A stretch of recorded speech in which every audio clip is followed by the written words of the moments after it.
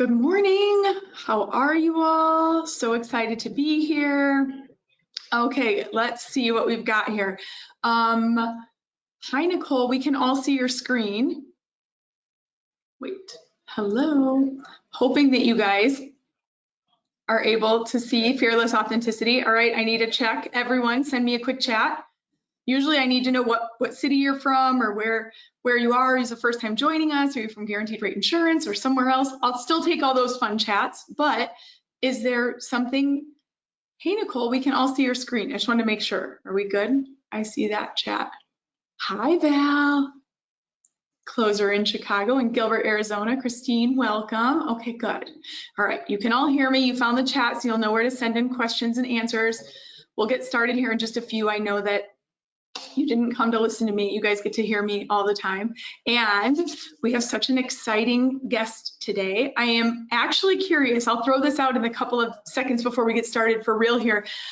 Is there anyone listening today or who's joining us that saw Gene Sparrow present to Grow initially? Like in one of our, anyone seen Gene Sparrow through us? Catherine from Bronzeville, thank you. Hello. Catherine, I see you on all of your social stuff and love it and love the photo shoot you did here on the roof. You always have such great stuff. And Catherine's from Chicago, so she probably knows Gene like me. I'm always extra excited when we get to have like a celebrity. Do you guys know, does everyone know Gene's like a celebrity? Good morning, Beth Ann. How are you all? Okay, good. So everyone seems to be kind of getting chatted in here, and I think everyone can see our screen. And Catherine said, yes, she is a celebrity. I know. I'm so excited. Ella, who you all know, often gets something from me whenever I see Gene like on TV or like I take a picture of the screen and then I send it to Ella, and Ella's like, you know, your phone doesn't like take a picture of the TV well. I see Gene too. Yeah, thank you. Annette's like, oh, Annette, how are you? Are you ever coming back to the office, Annette? Come in, come play with us sometimes. Yes, she is, and they all are loving you. So without further ado, thank you all for joining. This is going to work for similar to most of our webinars. We have had everyone can kind of come in, ask your questions throughout. You know where you can ask. We'll certainly pause for questions, probably in the middle and then again at the end. But I wanted to make sure you all know we'll do a poll. We'll have a handout for you. It's not posted with the webinar, but we'll get it up with the recording. So without further ado, for those of you who are like, Gene Sparrow is coming. Yes, Gene, can you join us back on camera? Gene is a renowned speaker, a top consultant, a 7-time Emmy award-winning television host, an award-winning radio personality. She's also on faculty at Northwestern. As I mentioned, she's also a second-timer for us, and we got to see her in person. Gene is our first and only webinar speaker who did it in the building and then did a meet and greet afterwards here on the roof. So we're looking forward to being able to have her back in the future. So Gene, I should let you take it from here. They get to listen to me all the time. They want less of me, more of you. Good morning, good afternoon, and wherever we are in all time zones. Thanks, Lizzie, and thank you guys for coming back, and thanks for having me back. It's always so much fun to be with Grow, and it was one of my favorite things to be in person, and I hope we get to do it again. So let's talk about fearless authenticity, finding our biggest successes and who we really are. Those of you who were here for my last talk have heard some of this information, and but I put some little twists on it, and I also started a podcast where I talk to people who are really successful, each in their own ways, people from the C-suite to celebrities to people in radio and just everyday folks who feel really good about the work they do, and all of them have this fearless authenticity in common that I want to encourage you to use in your own life. So first off, let's just talk about what authenticity is. Excuse me. It is still, this is the first time I'm actually talking to people today out loud. I've been texting and emailing all day.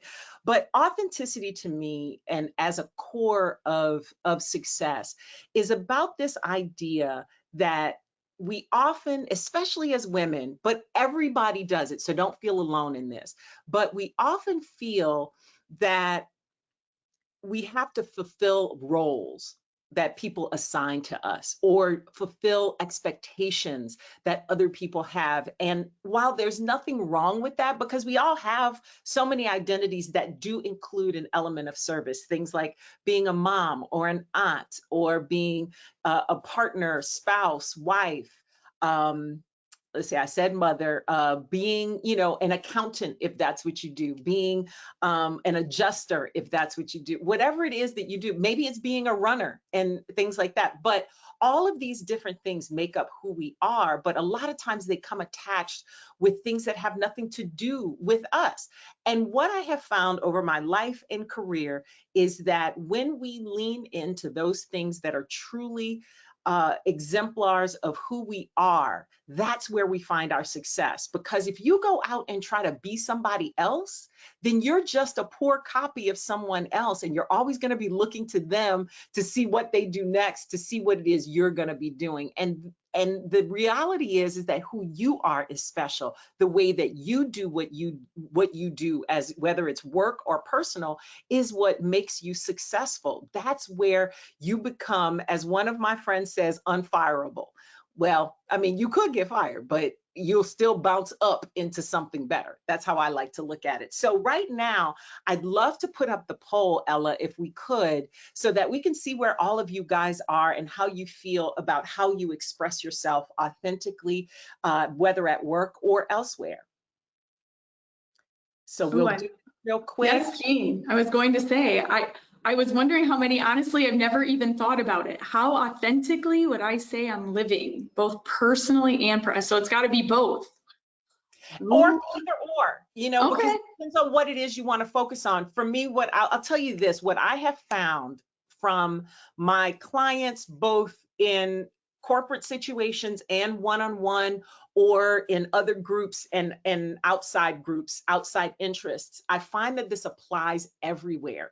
And so even if you're only thinking about it personally, it will leak over into your professional life and vice versa. So I'm interested to see, where you guys are with this. And every place on this spectrum is okay. It's a good thing as long as you know where you are. It's about intentionality and being really honest with yourself. And if you can't be honest with yourself, well, then that's where authenticity starts, and that's where we need to go. Okay. All right, I think we are good, Ella. I think that looks like most people have answered, and I love those of you chatting in to say, I'm kind of between 3 and 5, and but sometimes I love it. All right, where are we? We are primarily 33%, right in the middle there, both of the ends, 14 and 13. Yeah. This is almost a perfect bell curve, which the academic in me loves. You know what? And here's the thing. I think that as we go through this, as we go through life, we end up at different places along that spectrum. So I will try to do my best to highlight things so that each of you, no matter where you are in your journey, and you could be at a different place with yourself professionally than you are personally too. You may be real clear about who you are and what portions of your authenticity you bring to work and the ones in your real life. And yeah, a lot of times I'm still working on mine. If I'm gonna be 100% honest, there are times when I'm trying something new that I feel like I need to know everything that everybody else has done before I do what I do. And now the way I do it is that I use that as kind of a litmus test to see where the levels are and see where I fit in. And that's how I'm starting to express my authenticity and learning it. But I do believe that it is a lifelong process that we never get rid of. And so there is kind of a formula that I've come up with when it comes to being successful through fearless authenticity. And there are 3 pieces of it. It's live it, tell it, sell it. Live it is about you. Tell it is about how you connect to another person.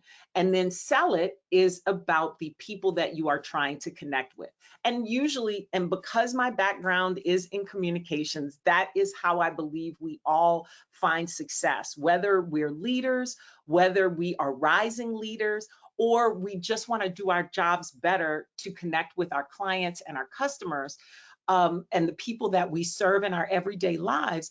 Communication is a big part of that. And I think we take it for granted because we've been doing it since we were babies. Sometimes we're scared of it, but the reality is that we've been communicating since we got out of the womb. That first cry is a very definite statement of I'm here and I need something. And anybody who's a mom or a godmother or auntie has done those things, responded to a baby, because babies will make it real clear if they're not happy. Now, you do have to guess about what that is. And hopefully, as we go through life, we get a lot better about asking for what we want and telling people what it is that we expect. But that is the foundation for me. So the first thing is live it. Excuse me. And this is about what we intend to communicate about ourselves or about what it is we're talking about, whether or not that is what other people are perceiving. Now, let me just say this right now, that none of us, no matter how good we get at connecting, communicating, and being our authentic selves, we cannot control how other people see us. How we are perceived is in large part determined by where other people are and who they are, right? But a lot of times our intentions are not clearly communicated and we don't even understand why. If you've ever been in an argument with somebody that, even if you know them really well, you know that sometimes what you intend to say and connect with them on is not what they hear. And you can control how you connect through other people. So I always say, understand who you are, understand how you are coming across to other people, not necessarily to change it to please them, but to adjust it in a way that they perceive exactly what it is that you intend. So as I tell my clients, you can control everything from this woman here all the way over to the left. You can't really control what's on the right. And one of the ways that I always suggest that you try to understand how to live it is that you observe yourself. There's so many ways that when we communicate, we don't practice what we're going to say before we say it. We don't think it through before we say it. We don't plan it. And then it ends up coming out not in the way that we intended it to. So sometimes if you have something really big to do, especially for work, record yourself doing your presentation, or if you have to have a hard conversation, record yourself starting that conversation and see how you would feel if you were the person on the other side of that conversation. And you would be surprised at how much that changes it and how that self-awareness will change how you see yourself and some of the work that you know you need to do to break through, and then be brave enough to be that person who you really are. Because a lot of times when we're pretending to be other people, it comes across I'll give you a good example. You ever meet somebody that you instantly don't like immediately there's something off about it, but then because of whatever reason, you end up interacting with them another time and you realize, wow, I really like this person. I would say probably 7 times out of 10, maybe 8 times out of 10, that person was trying to be something they weren't to connect with you, or being who they thought was appropriate for that moment. And you sensed that lack of authenticity, that lie, if you will.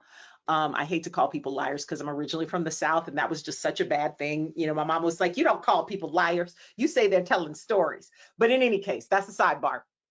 When you think about that experience that you've had, guess what?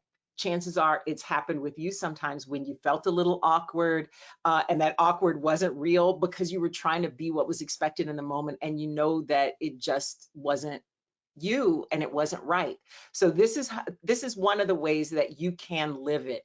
Recognize that everything that you communicate isn't just the words that you say. It's also the way that you show up physically, your eye contact, the vibe you've got. A lot of us talk about vibes, and some people pick them up, some people don't, but we all can sense what we're getting from somebody else. So it's about body language. Is somebody closed off from you? Are they looking at you like this? And what does that actually mean? And what their facial expressions are saying. Ask yourself the same questions. And then we get to tell it. So whenever we're connecting with another person, chances are, especially at work, we're trying to give them information. And the best way to give information is by telling a story. I know that those of you, this was a big focus when the last time I came to talk to Grow. It's about how you can communicate with other people. And I focused a lot on this, so this may be a little refresher for you. But we remember stories or things put into context far better than we remember just facts and figures. You usually, if you have a grocery list, that's just facts and figures, the things you need. I bet if I asked you what was on your grocery list, you couldn't tell me without looking at it. You couldn't tell me more than like 4 or 5 things that are on it without looking at it. But you could probably remember a story that a family member shared over Thanksgiving dinner like 10, 15 years ago, especially if it was something embarrassing about one of your elder relatives. So when you're telling a story about something, realize that you are always telling a story. So make it memorable. Try to paint a picture for people. Most of us as human beings learn visually. So if you can create a vision in somebody's head, that's a surefire way to get them to remember something. So for instance, I'm like, as I mentioned, I'm from the South. I'm from Louisiana originally. So for me, a lot of my pictures that I think about that are my favorite come from home. So if I told you I was reading a book under a tree, I bet every single person that's here today would be thinking of a different tree, a different book. But if I told you I was reading The Bluest Eye sitting under a cypress tree along the banks of a bayou, you would, if you knew what that was, you would have a very particular vision of that. It's almost like when you read a book and you picture it a certain way in your mind, and then you see the movie and the movie does not match the picture that you had in your book. That's what I'm talking about making it memorable, making it stick. Putting things into context. You know how we say, make it make sense. You got to make it make sense. Because if people don't know how to use the information you're giving them, then it just sits there. So putting it into context. Another thing that's really important, and we talked about this the last time I was with you guys, is emotion. A lot of times, especially we as women, tend to leave emotion at the door when it comes to a business context. But remember that passion and excitement are what make us want to follow other people. And so those are the things that you want to think about inspiring in other people. Why do they care? And I'll get to that in just a second, but appealing to people's emotions in a way that makes them remember what it is you're talking about and what they care about. And that brings us to sell it. You ask yourself 3 questions about the people you're talking to. So while you are important and while your content, whatever it is that you're trying to connect with people over is important, the most important thing is about the people that you're serving. Who are they? Why do they care? Or why should they care? Because sometimes they don't care about the things that they don't know yet, right? And then how can you serve them? I'm a big believer in servant leadership and in service to others. And that doesn't mean, again, pleasing others. It means answering a need. That is how we really move through the world in a successful way, is when we are useful to others. Now, who we are is intrinsically valuable, but a lot of our worth and value is tied up in how we use what it is we have in service of the people around us. It's what makes us feel that we are making a difference in the world. And so I ask you to give yourself the chance, especially when you talk about your authenticity, to think about what it is that is valuable about you, what it is that is special about you that is intrinsically valuable. What are the benefits that you bring to yourself and others? What are the things that you care about bringing to others? What are the things that you absolutely know that you do better than anybody else that will make somebody choose to work with you, that will make somebody look forward to being with you? My father always used to say, always spend your money with the people that you like. He was like, everybody does it. And that's so true in business as well. But like goes in a different place. And I didn't understand what he meant when he said this. But like is really about who you want. When you can give your money to anybody, you're going to give it to somebody you know is going to use it well, right? Or somebody that cares that they're giving it to you. So if you can make those connections, you become that go-to person for whoever it is that you're dealing with and talking to. And there's a woman whose name is Arlen Hamilton, who I follow quite a bit. I don't know her, but I love her. She wrote a book called It's About Damn Time. She's an entrepreneur who started a venture capital business called Backstage Capital. And I just saw a post that she did the other day because she specializes in funding women and people of color in the tech world and other places. And she said, be who you are so people like you can find you.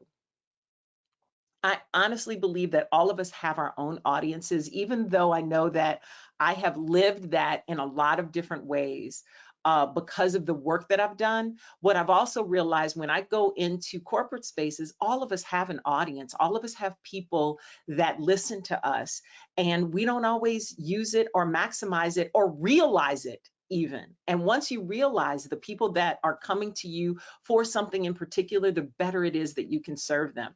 And Lizzie, I think this is a great time for us if we have any comments, questions, anything that anybody wants to bring up before we get into what some of my corporate and celebrity folks have said about their fearless authenticity and sharing that with you. I'd love to hear some stuff. Sure, I thank you. We do have a couple, and I think that this is interesting. The first one was from someone who said, right now I feel like I've been between kind of a 3 and 4, but I have felt or experienced that success when I was really at a 5. And it was like, how do I kind of a bit of like stop the train and get it back on track? So I think that there's when you think about live it, tell it, sell it, and you maybe just need a bit of a reset, where and what can you offer as like, ooh, how do I pull that back on the rails? All right, so not knowing the age of the person that I'm talking to that asked that question, that was an amazing observation, because here's what happens. As we move through life, what our value is changes. The things that are important to us change. The things that make us important to other people change. Our skill set changes. What we know changes. And actually, one of my guests really talks about a process for doing that. But for me, it really is about continually reevaluating, okay, who am I? What work do I do? How do I serve other people? How do I benefit other people? How do I want to impact other people? What do I want them to feel when they are interacting with me? And what's important to me right now? Because a lot of times we do that dance back and forth when things happen. Now, I'll share a personal story if you don't mind. I lost my father during the beginning of COVID. And then I lost my dog the fall. Like he died in the spring, my dog died in the fall. And and this was right after I had major surgery the fall before the pandemic. So like 2019, fall of 2019 to like fall of 2020 was straight garbage for me as far as how I felt. But it forced me to look at what those relationships meant, what my physical health meant to me, and what I was doing with my life. And I had to kind of take a step back. And if I'm being 100% honest, I am now discovering layers of my authenticity and what I have to offer other people through those experiences that I never had before and didn't have access before, because I got broken down in a way, and many of us did during the pandemic. If we're all going to be honest, that there's a lot of challenges that have happened over the last 2 years that have made us reevaluate who we are, what we do, and how we're going to do it. So there will continue to be moments, hopefully not as dramatic as the pandemic, but those moments happen all the time. And perhaps we have access, I think, to who we are at different places in time. And then when that no longer fits, it's time to move to the next thing and maybe go back and reevaluate that live it, tell it, sell it, and how we're doing in each piece. Because sometimes I tell really good, but I don't sell it that great. Sometimes I live it really well, but I'm not telling it as well as I should. And just being in tune with that and knowing that that is part of the process, and that is going to be this dance. It's a cha-cha. You're going to take a couple steps forward and a couple steps back, and then you're going to take a couple more steps forward. So Anyway, that's a really long answer to that question, but it's so important to me. Well, Anything else? and I think you sharing as it actually spurred a bunch of additional comments about so many people who are saying the experience of loss does make you have to sort of reset it. When you said earlier, you met someone, we've all done that and not like them, and later found out that you did. I love the thoughtfulness of, are they just not really being who they are? And so they're coming off in some way that like you actually got to meet them later.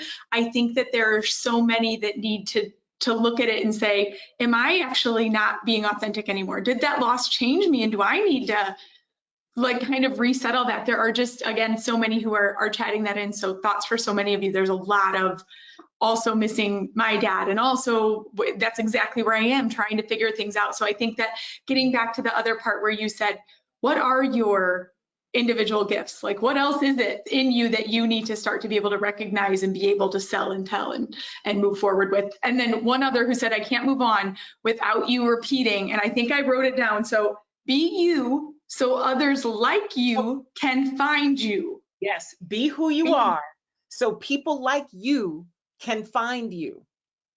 Oh, Yeah. that was one, like there were a couple like, wait, I want to make sure I got that. That was so important. I love that. All of us have felt like fish out of water. I want to add one other thing, especially when it comes to how we relate to others and that piece about how we are not showing up as ourselves and maybe other people aren't as well. It's a beautiful thing called grace.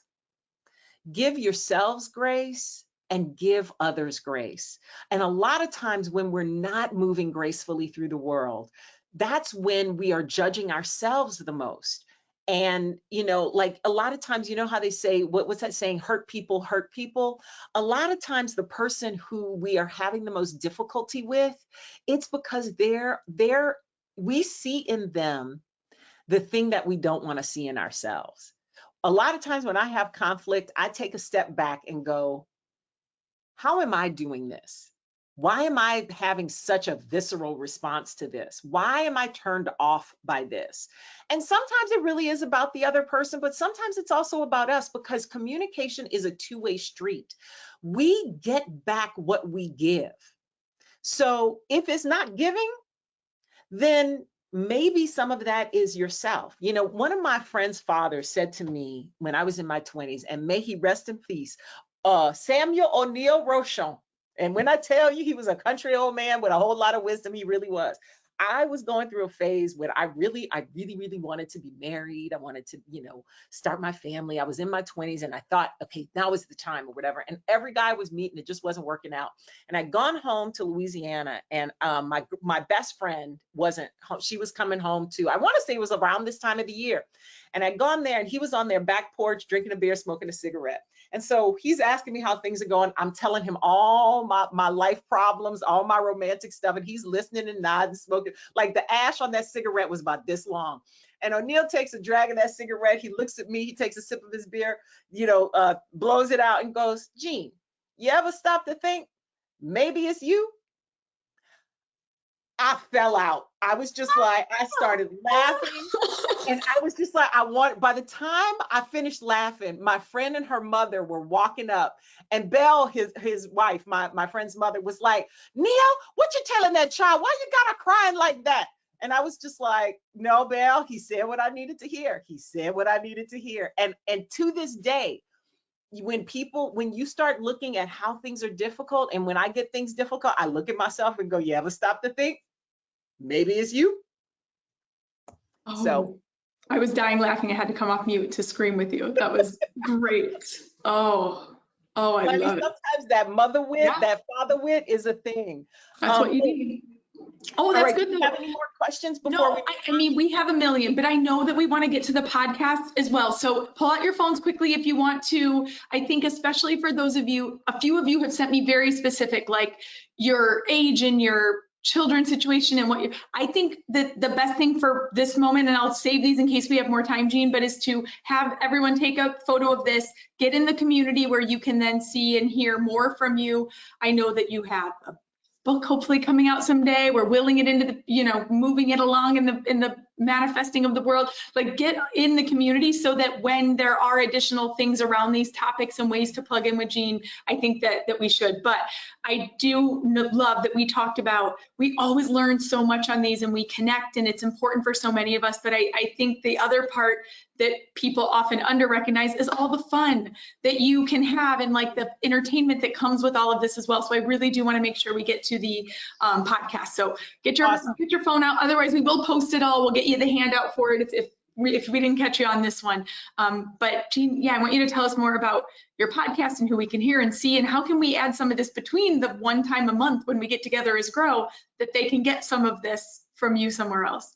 Awesome. All right. So the podcast, and it's so funny you bring this up, Lizzie. What I say in the intro to my podcast every week is, I hope this gets deep, but don't get it twisted, because it's also about the fun of life. Because if it ain't fun, it ain't worth doing. Y'all, life can be so hard. So let's lean, to borrow from Sheryl Sandberg, let's lean into the fun moments and the serious moments and wrap them all together, because that's what life is. So my podcast really is an expression of fearless authenticity through the people that I've met and through people that I've been introduced to along the way. So this woman, her name is Brenda Darden Wilkerson. She is the CEO of an organization called AnitaB.org. It is an international organization of women in technology. And I also know her because she also went to Northwestern, and she's also a member of my sorority, Delta Sigma Theta. Anybody in the house of Delta, hey y'all, and hey to everybody else. No shade on anybody's organization.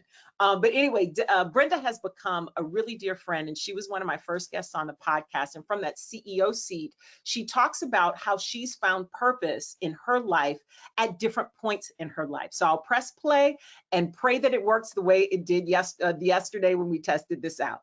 Now that over time, my creativity and the desire to help people is, and all those experiences I got in between, which were deep, is what allowed me to get to this point. But I think you change when you allow yourself to see what gives you that spark when you're doing it, right? Some of us, because we've been trained, know how to do several things. So you just do what you're told, but that thing that gives you that spark and that you can do and it's not work, that's the thing that you know you're supposed to be doing, at least then. And so here's that quote, so you can kind of let that sink in. I know sometimes it's hard with the words, but the thing that's interesting about Brenda for me is that she's had many different careers as a technologist. She is the woman who started CS for All, Computer Science for All, for the Chicago Public School Systems. And she was also honored by the Obama administration, and they took that model and put it into many different public school systems across the country, because they were finding that kids with public school educations weren't getting the same sort of training that are access to training in computer science that other kids were in other different sorts of more privileged, if you will, institutions.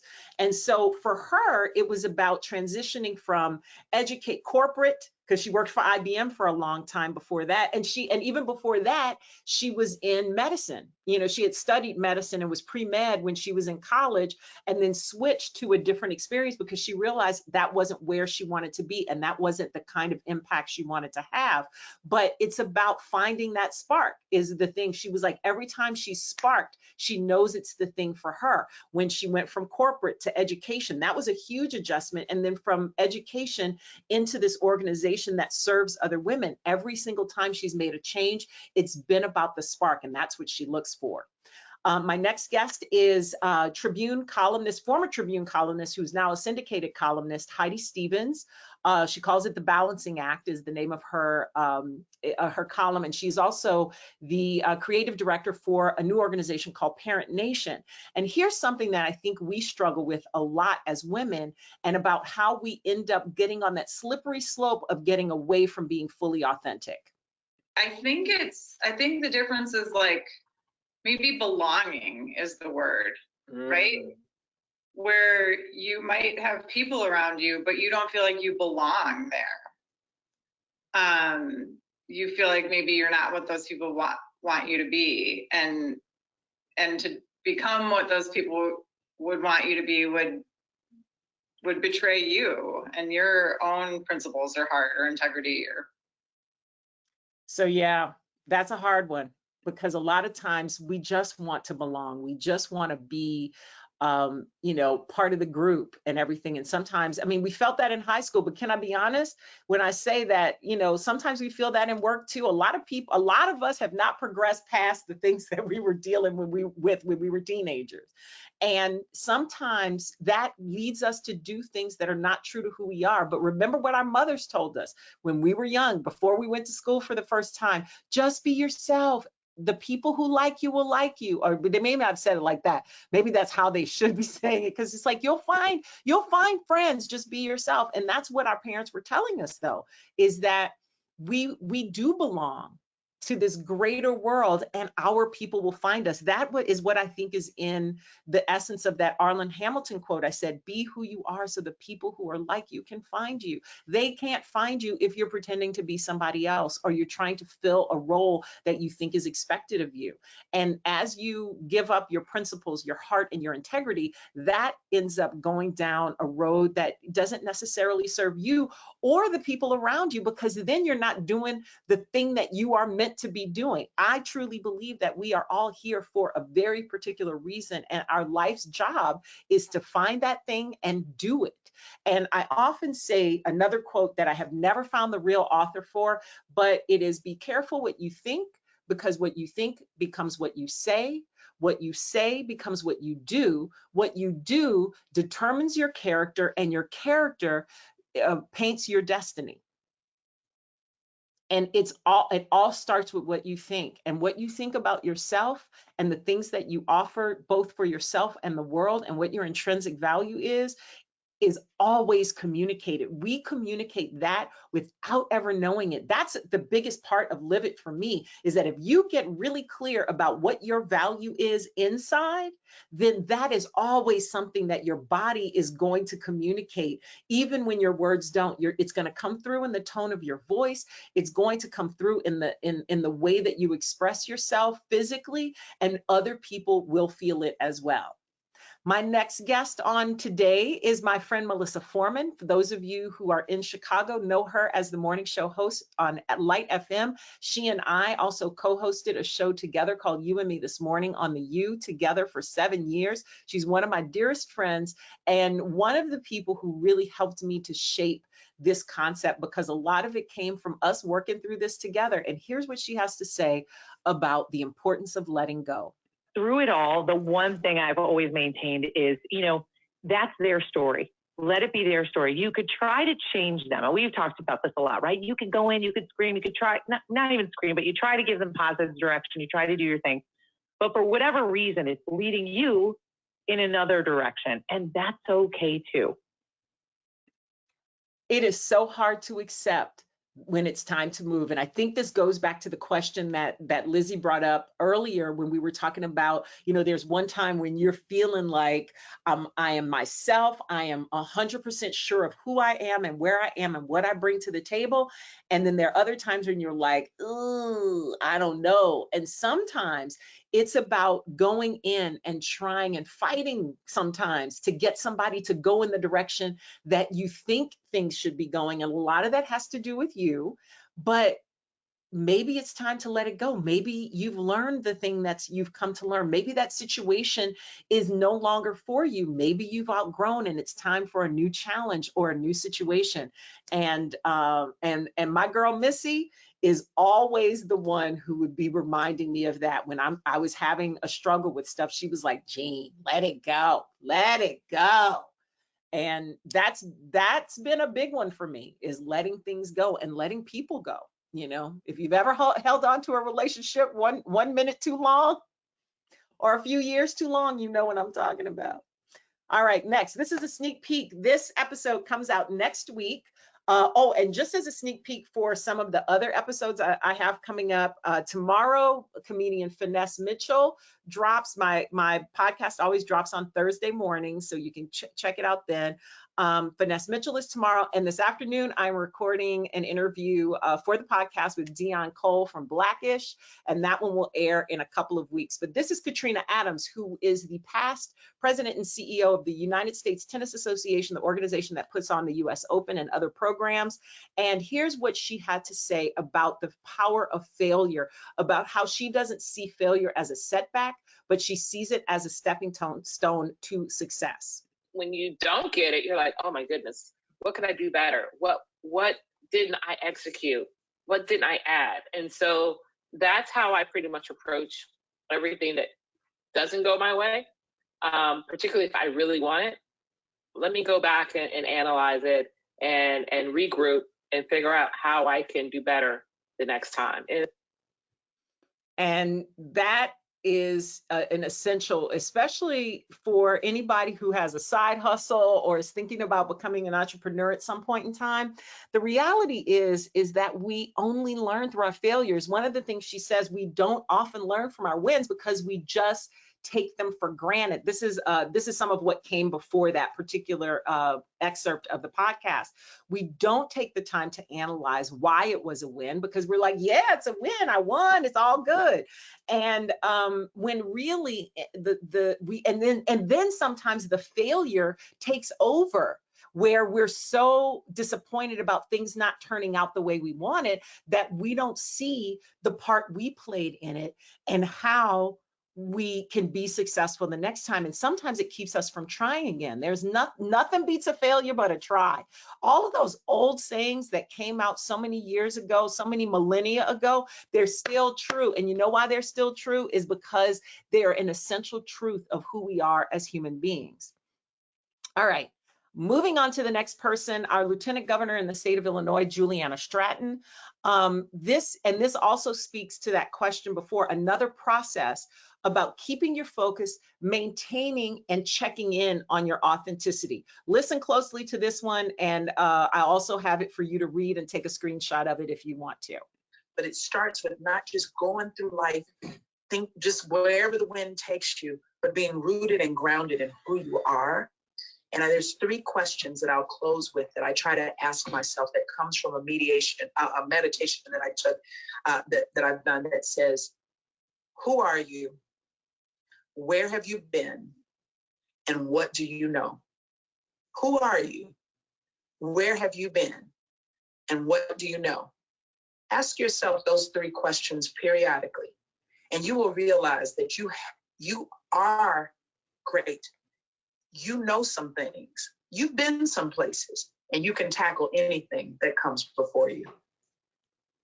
When I tell you that this has changed my life, and you know, my therapist says to me on occasion when I'm not feeling great, she'll say to me, she was like, you already know and have everything you need within you. You just got to tap into it. And these questions tap into that. Who are you? Where have you been? And what do you know? That turns it into a process. I love processes because even though I'm not good at creating them, I'm good at following them. If you tell me this is the way to do something and I get results from it, you can be guaranteed that I will continue doing them. But when you ask yourself those 3 questions, you check in at a very particular point in time of where you are, what value you have for yourself, and then how can you put that into the world to sustain yourself, your family, and whatever else it is you need to do. And it also gives you that confidence you need to keep going. What do you know? I remember when I went to grad school, when I went back to grad school, which is where I got the idea for my business, and it really coalesced in a way. And that was, oh God, that's been, let's see, 6 years ago. I remember I told them in what ended up being my entrance interview that I thought it was an informational interview where I was getting information about the program. This woman was interviewing me for the program the whole time. I was like, I ain't even applied yet, lady. But I realized that later, and she sent me this book and told me I was admitted in, because we became friends after that. I was just like, you really slick. But I said to her, she asked me why at that point in my career did I want to go back to grad school. And I told her I wanted to know what I know, because I did not understand what I knew. I knew that I knew how to function in everyday life. I knew how to do my job, but my job was no longer working out for me. And it was like, I know I need something different. And I want to know what's in here. What is it, and what is it worth to anybody, especially me? And I got that there, got the idea for my business, and here we are. But these 3 questions make it a whole lot simpler and cheaper than going back to grad school, I can tell you that. Who are you? Where have you been? And what do you know? So that concludes the majority of what I have to talk about. But it sounds like we had a lot of questions, Lizzie. So I definitely want to get to that. Here's all my information, how to connect with me on social. Yes, I do check my DMs, so you can slide on in there and ask me whatever it is you want to. Facebook, TikTok, LinkedIn, if that's what your preference is. I'm not as good with LinkedIn as I should be, but I'm getting better. My team has been on me about that. Please also like, listen, share, download, subscribe, wherever you get your podcast. I do post the video version to YouTube, but it's also on iHeartRadio app, Apple, Google, Spotify, all of those. And you can also connect to it on my website. And that, as they say, is that. Woo.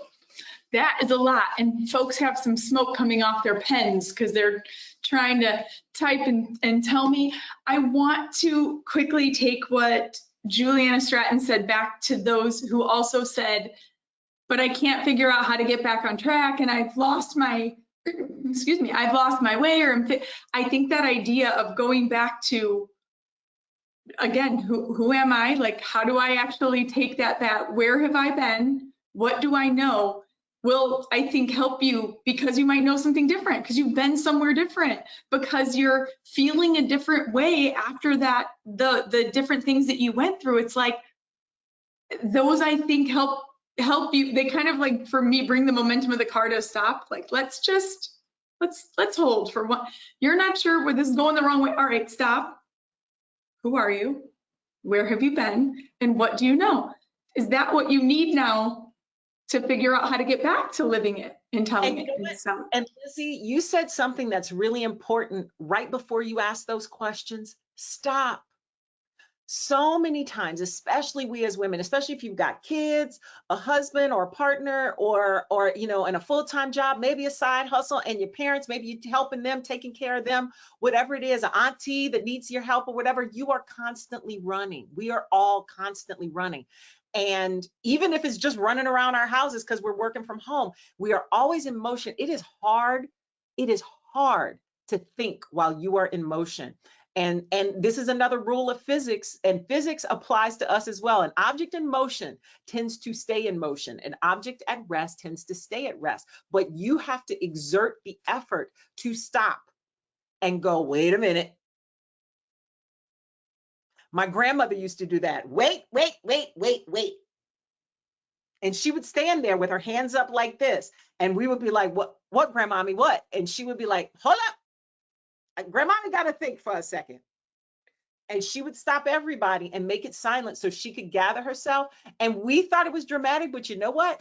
I bet it worked for her. This lives now on my laptop. Stop talking, stop thinking, and start breathing. This lives like on my just. Did you hit? Wait, trying to solve, yes, I hit mute.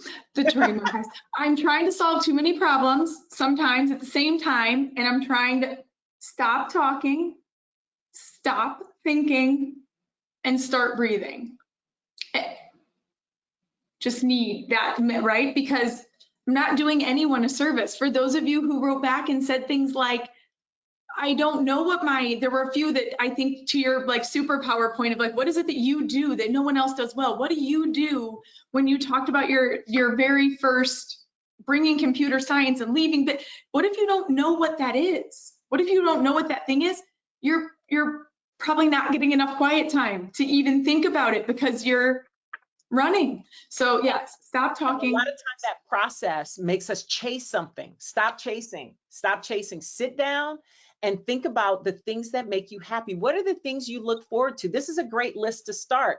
Like, what do you do every day? Like, write down a list of what work you do every day, whether it's for yourself, for the company, for other people. Write down the things you do, and then write down the stuff. Chances are the stuff you write down first are the things that you like doing, usually. But if not, look at the things you look forward to. Look at the things that you do, that you want to do, or that you do the things first that you want to get out of the way so you can really enjoy these other things. That's how you find who you really are. And when we are young, give yourself grace. You don't have to know that mess right now. Not all of it, because it's going to change anyway. I was going to say, you'll figure it out as you go. I loved this question. How do you know if you need a therapist or like a life or career coach? My answer is you do. The answer is it could never hurt anybody to have someone to talk to who knows. My answer is the answer is yes. Just anyone. You can provide everyone. And I would agree 1000%. And I think what happens a lot of times is that we think it's admitting that we can't do it on our own, which is so not true. It's like all of us need help. We had our parents, whatever parent was in your life, your mom, your grandmother, your father, your aunties, your uncle, there was always somebody there to help you. You just might not have realized that it was help that they were given, right? And so this is just a way of professionalizing that help. I've had a business advisor that I've finally, and I've been in business almost 5 years, but I consulted someone for a good 3.5 of those 5 years. And every now and then I'll call her with a question, but I've gotten to the point where I feel pretty solid in what I'm doing. I've been seeing a therapist I've gone through therapy several different times in my life. I started this last round when my dad got really sick. He had Alzheimer's. Not Alzheimer's, he had an Alzheimer's related dementia, but I always say Alzheimer's because it just makes sense to people. But anyway, when he started declining and I saw it happening, I was having a whole lot of issues around that. So I went to therapy because I felt like I couldn't do it on my own. And I think sometimes when you get to that point, it's probably it's never a bad time to go, but that's the time to go before you feel like you cannot do it on your own anymore and you don't know what's going on. So that's what I would say, whether it's life, career coach, and some therapists combine those things together to help you. And it's just about finding the person that's right for you. And don't be scared to interview a few of them and see where the vibe is. Yep, change if that doesn't feel right. I think that's great advice. So I had another one that was from the earlier part that I felt like if we had time, I wanted to get back to. We had someone who said, when I was answering the 1 to 5, I really struggled because in one place or another, I'm great. Like I can put in work, I feel authentic and I'm doing, and at home, I can't figure it out. Like what do I do if I can't kind of get it to work in both places? You know what? I think we have been sold as women, and maybe men too, but I find this to be more true with women, that we have been sold this idea that we have to have it all together to have it all. And that if we haven't done something on that list, that we're somehow less than. So I would say the first thing that I would recommend is taking joy in the things that you do know you can do well, and that you do know that you are showing up that way, and then find and be brave enough to explore what's happening personally. Because usually, I would say most of the really high achieving women I know, that is true. They feel like their personal life isn't that they can never be a good enough mother if they're good at work, that they can never be a good enough wife or partner if they're good at work, that they can never, can't make all the games and the things. And it happens more, I think, a lot with mothers who are working than it does. But it does happen with those of us who don't have kids, because I felt that way when I was caring for my dad. I was like, am I doing everything I possibly can? Am I doing this right? Should I quit? Should I do, all these questions? But a lot of those questions have more to do with what we think other people expect than it does to do with us. So I would say be brave and explore, because the three words I always say are be brave, be free, be you. So be brave enough to look at where there are gaps, and because a lot of times with our personal relationships, we don't want to see where the problems are. What we want to see is that they are good, and they are good. They have a great foundation, but there may be some things that you need to explore differently, that you may not be doing what it is for your partner, the same thing, or yourself, the same thing you do for your colleagues and your coworkers. And that's sad, because that awesomeness that you know, that awesome sauce that you pour all over everybody at work, pour it all over you too.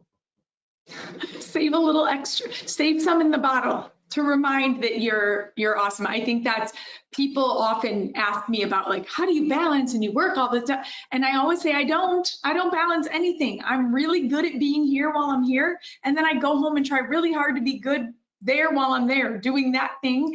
And the best I can do is my highest and best use for whatever it is, whoever it needs me in the moment. And sometimes that's me who needs me in the moment. And sometimes it's being this or being that, but whatever I'm doing, I feel like that stopped some of the pull for me. Was just, I could do this right now. There are days that my husband and kid are fine. I need to do this. This is what we're going through here. This is what we're doing. And I think giving yourself that grace could never be said enough. Like, it's all fine.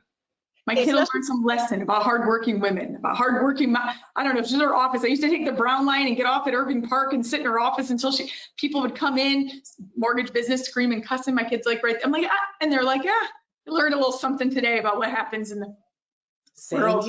Be fine.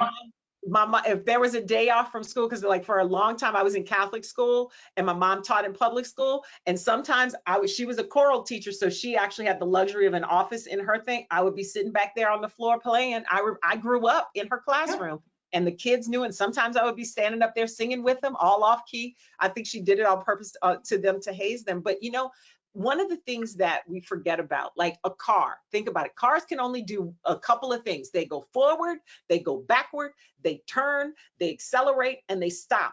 You can't do, or you shouldn't do, any of those things at the same time, one thing at a time, or you messing up that transmission. The same thing is true for you.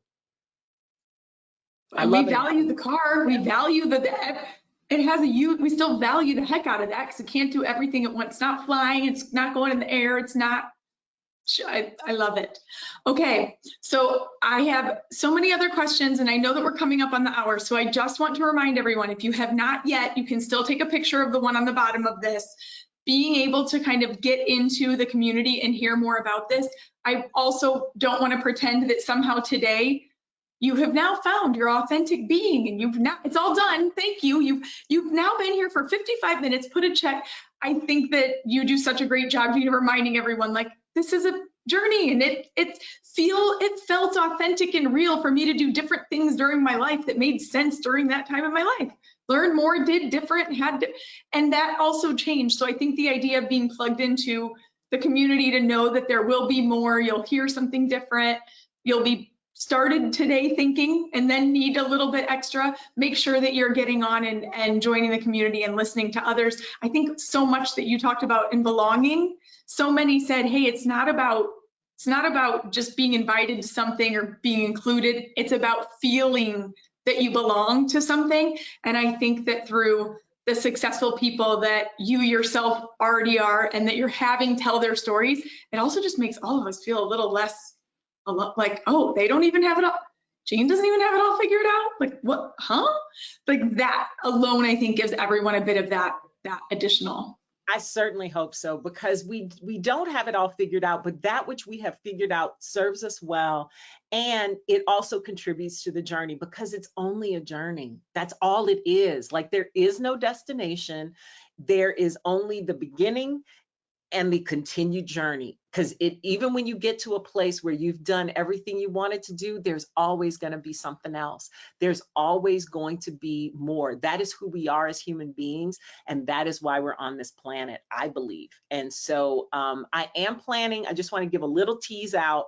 I am planning to launch some different kind of more rigorous learning in the fall or at the beginning of next year through the community where people can have a more organized way. I got to do the background work on my site to be able to do that, but where people can either take classes either virtually or, I mean, virtually for sure, but either offline or together and that sort of thing. I'm still designing all that with my team, but I'm really excited to launch that either later this year or the beginning of next year. So hopefully that'll happen, plus the book.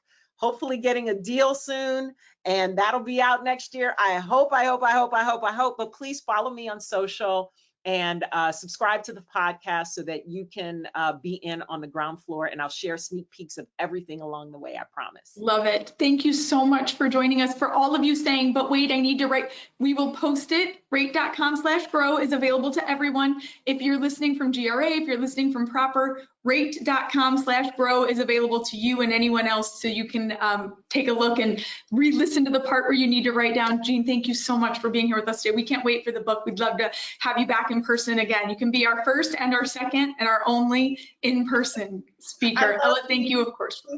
Oh, you're so Thank you so much for inviting me, Lizzie. Thank you all to the Women of Growth. Thank you, Ella, and everybody on the team. Appreciate you all. Mwah. Have a wonderful, wonderful week. Thanks, Jean.